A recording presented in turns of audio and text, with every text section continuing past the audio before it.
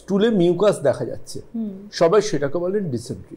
আমি বলবো এটা নিয়ে এত ভয় পাওয়ার কারণ নেই, কারণ আমাদের স্টুল যে প্যাসেজগুলো দিয়ে দিয়ে কভার আপ করে শরীর থেকে বাইরে বেরোয়, যাতে সেখানটাকে প্রপারলি স্টুল মুভমেন্ট করে বেরোতে পারে, তার জন্য ওই জায়গায় কিন্তু মিউকাস এমনিতেই প্রচুর পরিমাণ থাকে। মিউকাস থাকবে, এটা ভীষণ কমন, এবং সেই মিউকাস মাঝে মধ্যে স্টুলে আসাটাও কোনো সমস্যা নয়।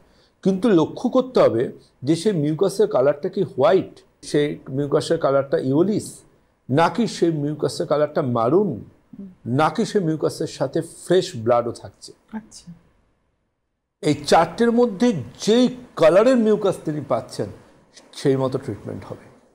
পাশাপাশিভাবে মিউকাসটা কি স্টুল হয়ে যাবার পর আসছে নাকি স্টুলের সাথে আসছে, এটাও কিন্তু একটা আমাদের কাছে কোয়ারি মার্ক থাকে। আমি আমার লাইন অফ ট্রিটমেন্টে যেমন পেশেন্টদের ক্ষেত্রে কাছে জিজ্ঞাসা করি, যারা ক্রনিক ডিসেন্ট্রি নিয়ে আমার কাছে আসে, এই ধরনের পেশেন্টদের ক্ষেত্রে কিন্তু দুটো সিমটম থাকে। একটা থাকে ইরিটেবল বাউল সিনড্রোম বা আলসারেটিভ কোলাইটিস। এই ধরনের পেশেন্টদের ডায়রিয়ারও টেন্ডেন্সি থাকে।